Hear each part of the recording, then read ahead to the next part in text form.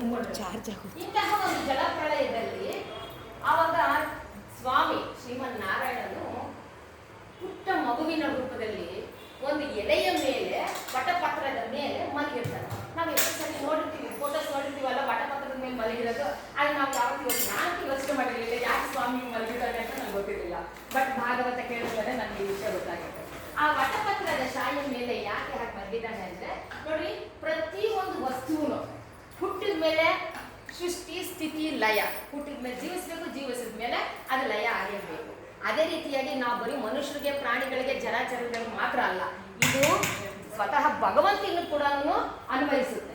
ಹಾಗಾಗಿ ಸ್ವಾಮಿ ಏನಾಗುತ್ತೆ, ಆ ಒಂದು ಪುಟ್ಟ ಒಂದು ಆ ಎಲೆಯ ಮೇಲೆ ಭಗವಂತ ಮಲಗಿದ್ದಾನೆ. ಸಾಕ್ಷಾತ್ ನಮ್ಮ ಕೃಷ್ಣನೇ ಮಲಗಿದ್ದಾನೆ. ಯಾವ ರೀತಿ ಮಲಗಿದ್ದಾನೆ ಹೇಳಿದ್ರೆ, ಚೆನ್ನಾಗಿ ಮುದ್ದಾಗಿದ್ದಾನೆ. ಅವನ ಕಾಲನ್ನ ತಗೊಂಡು ಬಾಯೊಳಗಡೆ ಇಟ್ಕೊಂಡಿದ್ದಾನೆ, ಬೆರಚಿಕ್ತಾ ಇದ್ದಾನೆ. ಗುಂಗುರು ಗುಂಗುರು ಕೂದಲು ನೋಡದಂತೆ ಇದೆ, ಕಪ್ಪು ಗುಂಗುರು ಕೂದಲು. ಕಣ್ಣಂತೂ ಏನ್ ಬ್ಯೂಟಿಫುಲ್ ಆಗಿ ಕಣ್ಣು ಅರಳಿಸ್ಕೊಂಡು ಚಿಕ್ಕೊಂಡು ಕೈನಲ್ಲಿ ಆಗ್ಲೇ ಚಂಕ ಪದ್ಮ ಅದು ಹಸ್ತ ಕಾಲ ಗೆಜ್ಜೆಗಳು ಒಡ್ಯಾಣಗಳು ಎಲ್ಲ ಕೂಡ ಇದೆ. ಎಲ್ಲ ಫುಲ್ ಶೃಂಗಾರ ಭರಿತನಾಗಿ ಅದ್ರ ಮೇಲೆ ಮಲಗಿದ್ದಾನೆ. ಇವಾಗ ನಾವು ಯಾವ್ದಾದ್ರು ಒಂದು ಮಗು ನಾವು ಒಂದು 5 ನಿಮಿಷ ಎಡೆ ಮಗು ಬಿಟ್ಟು ಬಂದ್ವಿ ಅಂದ್ರೆ ನಾವು ತೊಟ್ಲಲ್ಲಿ ಅದೇನ್ ಮಾಡ್ತೇವೆ, ಹಿಂಗೆಲ್ಲ ನೋಡ್ತಾರೆ. ಯಾಕಪ್ಪ ಯಾರು ಇಲ್ಲ ನನ್ನ ಹತ್ರ ಅನ್ನೋ ರೀತಿ ಫೀಲಿಂಗ್ ಇರುತ್ತೆ ತಾನೆ. ಅದಕ್ಕೆ ಅದು ಮನಸ್ಸಲ್ಲಿ ಯೋಚನೆ ಮಾಡ್ತಾರೆ. ಹಾಗೆ ಇಲ್ಲೂ ಕೂಡ ವಿಷ್ಣು ತಾನು ಯೋಚನೆ ಮಾಡ್ತಿರ್ತಾರೆ, ಏನ್ ಮಾಡ್ತಾ ಇದ್ದೀನಿ, ಯಾರು ನಾನು ಯಾಕೆ ಇಲ್ಲಿದ್ದೀನಿ, ತೊಟ್ಲಲ್ಲಿ ಇದ್ದೀನಲ್ಲ ನಾನು ಹೀಗೆ ಅಂತ ಹೇಳ್ಬಿಟ್ಟು ಅದು ಯೋಚನೆ ಮಾಡಕ್ ಶುರು ಮಾಡ್ತಾರೆ. ಮಗು ಶ್ರೀಮನ್ನಾರಾಯಣ ಯಾಕೆಂದ್ರೆ ಈತನಿಗೆ ಮತ್ತೆ ಹುಟ್ಟಿರೋದ್ರಿಂದ ಲಯ ಆಗೋಗ್ಬಿಟ್ಟಿರ್ತಾನೆ.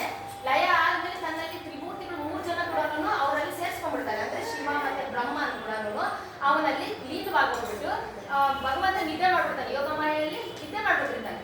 ಆಗ ಯೋಗಮಾಯಲ್ಲಿ ಮತ್ತೆ ಇನ್ನೊಂದು ಸೃಷ್ಟಿ ಆಗ್ಬೇಕಾದ್ರೆ ಈಗ ಮತ್ತೆ ಮಗುವಾಗಿ ಆ ವಟಪತ್ರದ ಮೇಲೆ ಮಲಗಿದ್ದಾನೆ. ಈಗ ಯೋಚನೆ ಮಾಡ್ತಾ ಇದ್ದಾನೆ, ನೋಡ್ತಾ ಇದ್ದಾನೆ, ಎಲ್ಲ ಕಣ್ಣು ಅರಳಿಸ್ಕೊಂಡು ನೋಡ್ತಾ ಇದ್ದಾನೆ. ಯಾರು ನನಗೇನು ನೆನ್ಸ್ಕೊಳ್ತಾ ಇಲ್ವಲ್ಲ, ಯಾರು ನನ್ನ ಚುಕ್ತಾ ಇರೋರು ಯಾರು ಅಂತ ಹೇಳ್ಬಿಟ್ಟು ಹೀಗೆ ಚುಕ್ತಾ ಇರ್ಬೇಕಾದ್ರೆ ಒಂದು ಸುಮಧುರವಾದ ಒಂದು ಧ್ವನಿ ಕೇಳ್ತು. ಏನಂತ ಆ ಧ್ವನಿ ಅಂತಂದ್ರೆ, ಮಗು ಹಿಂಗೆ ನೋಡ್ತಾನೆ, ಎಲ್ಲಿ ಬರ್ತಾ ಇದ್ದೀನಿ ಶಬ್ದ ಅಂತ ಎಲ್ಲ ಕಾಣಿಸ್ಲಿಲ್ಲ. ತಿರ್ಗಾ ಮಗು ನೀನೇನು ಯೋಚನೆ ಮಾಡ್ತಾರೆ, ನಾನು ನಿನ್ನ ತಾಯಿನಪ್ಪ ನಾನು ಅಂದ್ರೆ ಮಾತಿಲ್ಲ, ಬಟ್ ಅಂಡರ್ಸ್ಟ್ಯಾಂಡಿಂಗ್ ಆಗ್ತಾ ಇದೆ. ಆ ಒಂದು ದಿವ್ಯವಾದಂತಹ ಸ್ವರೂಪ ಆ ಮಗುವಿನ ಹತ್ತಿರ ಬರುತ್ತೆ. ಹೇಗಿದೆ ಆ ದಿವ್ಯವಾದ ಸ್ವರೂಪ ಅಂತಂದ್ರೆ, ಬಂಗಾರದ ಬಣ್ಣರಿ ಏನ್ ಕಂಗೊಳಿಸಿದ್ದಾಳೆ, ಮೈ ಎಲ್ಲ ಆಭರಣ ತಂದಿದ್ದಾಳೆ, ಕೈನಲ್ಲಿ ಕುರುಗಳು, ಬಳೆಗಳು, ಸರ, ಕಿವಿವಾಲೆ, ವಜ್ರದ ಕಿರೀಟ ಅಂತೂ ಆ ಕಿರೀಟ 100 ಸೂರ್ಯಗಳಿಗೆ ಸಮಾನ ಅಂತ ಬೆಳಕು, ಅಷ್ಟು ಪ್ರಕಾಶವಾಗಿರುವಂತಹ ಮಗಂತೂ ತಾಯಿ ಹೇಗೆ ಕಾಣಿಸ್ತಿದ್ದಾಳೆ ಅಂದ್ರೆ ಕಮಲದಂತಹ ಮುಖ. ಆ ಕಮಲದಂತಹ ಮುಖದಲ್ಲಿ ಕಮಲದಂತಹ ಕಣ್ಣು, ಆ ಕಸ್ತೂರಿ ತಿಲಕ, ಕರ್ಣ ಕುಂಡಲಗಳು, ಆಲೆ ಚೂಡಾಮಣಿ ಇಟ್ಕೊಂಡಿದ್ದಾಳೆ, ಆಯ್ತಾ, ಇದೆಲ್ಲ ಹಾಕೊಂಡು ಅಲ್ಲಿ ನಿಂತಿದ್ದಾಳೆ. ಬಂದು ಆ 2 ದಾರ ಇರುತ್ತೆ, ಆ ವಟಪತ್ರಿಕೆ 2 ದಾರ ಇರುತ್ತೆ, ಅದು ತುತ್ತಾ ಬಂದು ನಿಂತ್ಕೊಂಡ್ರೆ, ಮಗು ಎದುರುಕೋಬೇಡಪ್ಪ, ನಾನು ನಿನ್ನ ತಾಯಿ, ನಿನ್ಗೆ ಸ್ವಲ್ಪ ಅಂದ್ರೆ ಇವಾಗ ಮಗುಗೆ ಸ್ವಲ್ಪ ನೆನಪು ಬಂತು. ಅಂದ್ರೆ ಕೃಷ್ಣನಿಗೆ ಸ್ವಲ್ಪ ನೆನಪು ಬಂತು, ಯಾನಂತ ನನ್ನ ತಾಯಿ ಗೋವಿ ಇದೊಂದು ದಿವ್ಯವಾದ ಶಕ್ತಿ ಅಂತ.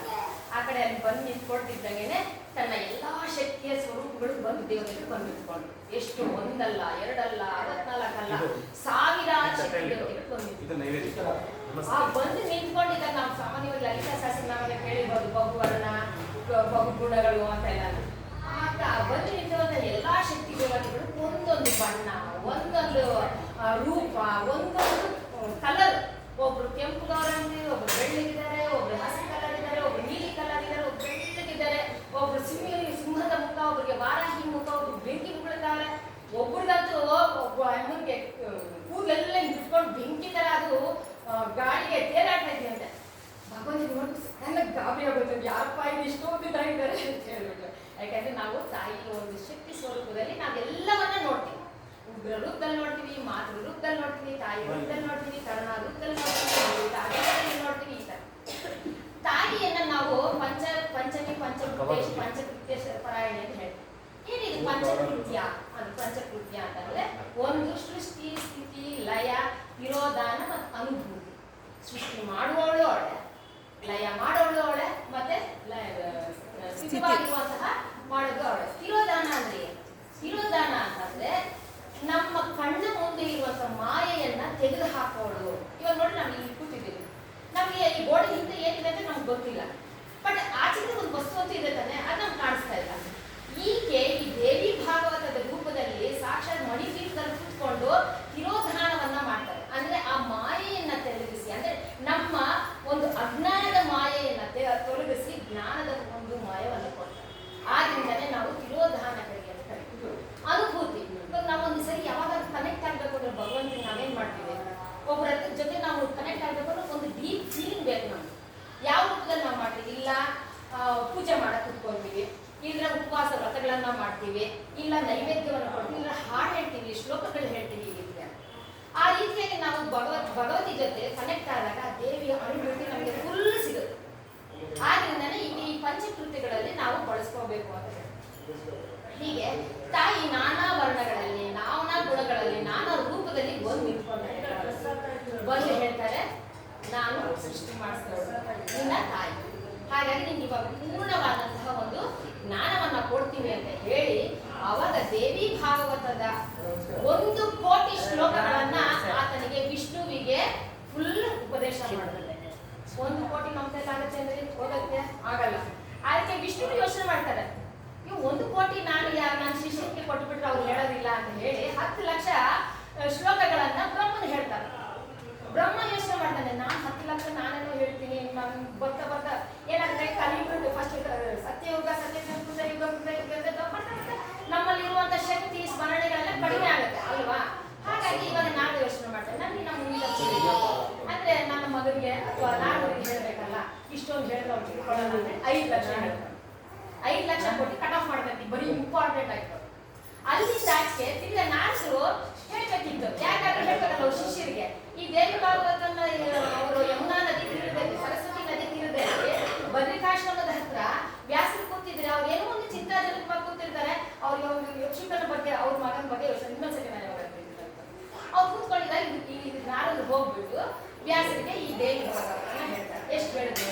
18,000 ಶ್ಲೋಕಗಳು ಹೇಳಿದ್ರು. ಎಲ್ಲಿಂದ ಎಲ್ಲಿ ಬಂದು 1 ಕೋಟಿಯಿಂದ 10 ಲಕ್ಷಕ್ಕೆ ಬಂತು, 10 ಲಕ್ಷದಿಂದ 5 ಲಕ್ಷಕ್ಕೆ ಬಂತು, 5 ಲಕ್ಷದಿಂದ 1 ಲಕ್ಷಕ್ಕೆ ಬಂತು, 1 ಲಕ್ಷದ 15,000. ಆದ್ರೂ ಕೂಡ 15,000 ಶ್ಲೋಕ ನಮ್ಮ ಕೈಲಿ ಆಗಲ್ಲ, ಹೇಳಕ್ಕೆ ಆಗತ್ತಾ? ಇಲ್ಲ.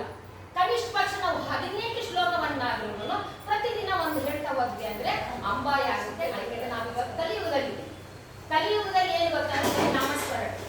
ದ್ವಾಪರ ಯುಗದಲ್ಲಿ ಮತ್ತೆ ತ್ರೇತಾಯುಗದಲ್ಲೆಲ್ಲ ನಾವು ವ್ರತಗಳು, ಉಪವಾಸಗಳು ಅವೆಲ್ಲ ತುಂಬಾ ಕಟ್ಟುನಿಟ್ಟಾಗಿ ಮಾಡ್ತಾ ಇದ್ವಿ. ಇವಾಗ ನಮ್ಮ ಕೈ ಮಾಡಕ್ಕಾಗಲ್ಲ, ಯಾಕಂದ್ರೆ ನಮ್ಮ ಹತ್ರ ದುಡ್ಡು ಇಲ್ಲ, ನಮ್ಮದು ಟೈಮ್ ಮೊದಲೇ ಇಲ್ಲ, ಶಕ್ತಿ ಮೊದಲೇ ಇಲ್ಲ. ಹಾಗಾಗಿ ನಾವು 18 ಶ್ಲೋಕವನ್ನಾದ್ರೂ ನಾವು ಹೇಳೋಣ ಅಂತ ಹೇಳ್ಬಿಟ್ಟು ವ್ಯಾಸರು ಏನ್ ಮಾಡ್ತಾರೆ, 18,000 ಶ್ಲೋಕಗಳನ್ನ ರಚನೆ ಮಾಡ್ತಾರೆ.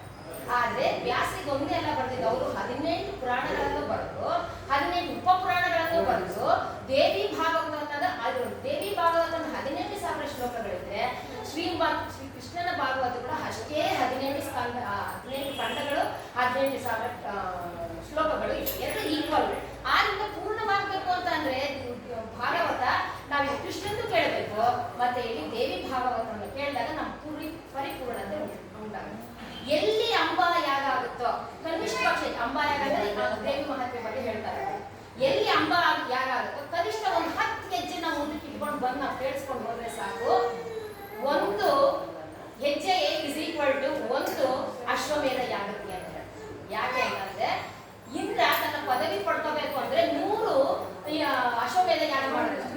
ಆದ್ರೆ ತಾಯಿನೇ ಸ್ವತಃ ಹೇಳ್ತಾಳೆ, ಕೇವಲ ನೀವು 1 ಹೆಜ್ಜೆ ಇಟ್ಟು ಬಾ, ಆ 1 ಹೆಜ್ಜೆ ಇಸ್ ಈಕ್ವಲ್ ಟು 1 ಅಶ್ವಮೇಧ ಯಾಗ. ಈಗ ದಿನ 10 ಹೆಜ್ಜೆನಾದ್ರೂ ಇಟ್ಕೊಂಡು ಮಕ್ಕಳು ಕೂತ್ಕೊಂಡಿರ್ತೀವಿ ಅನ್ಕೊಂಡು ನಾವ್ ಎಷ್ಟು ಮಾಡಿದ್ವಿ ಅಲ್ಲಿಗೆ?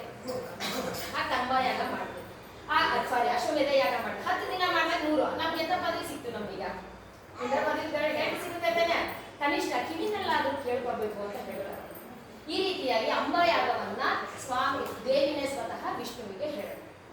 ಇದೆಲ್ಲ ಆದ್ಮೇಲೆ ವಿಷ್ಣು ಹೇಳ್ತಾರೆ, ಇದು ಒಂದು ಕಲ್ಪ ಅಂತಂದ್ರೆ 43,20,000 ವರ್ಷಗಳಿಗೆ ಒಂದು ಮನ್ವಂತರ ಅಂತಾರೆ.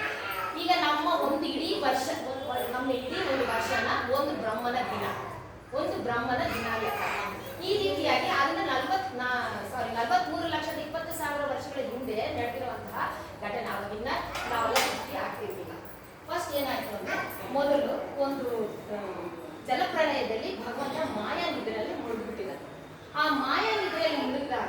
ಏನಾಗುತ್ತೆ ಸೃಷ್ಟಿ ಎಲ್ಲ ಇನ್ನ ಏನೂ ಆಗಿಲ್ಲ. ಯಾಕಂದ್ರೆ ನಾನು ಈಗ ತಾನೇ ಹೇಳಿದೆ, ಪ್ರತಿ ಸರಿನೂ ಲಯ ಆಗಬೇಕು ಮತ್ತೆ ಹೊಸ ಹುಟ್ಟಬೇಕು ಅಂತ ಹೇಳಿ.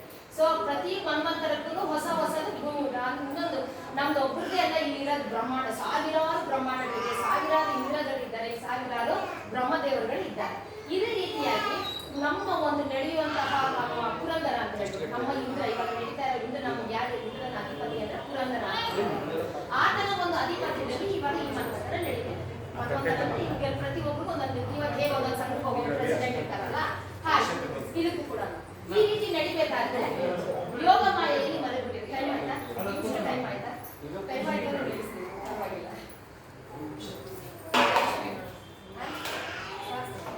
ಓಕೆ, ನಾಳೆ ಕಂಟಿನ್ಯೂ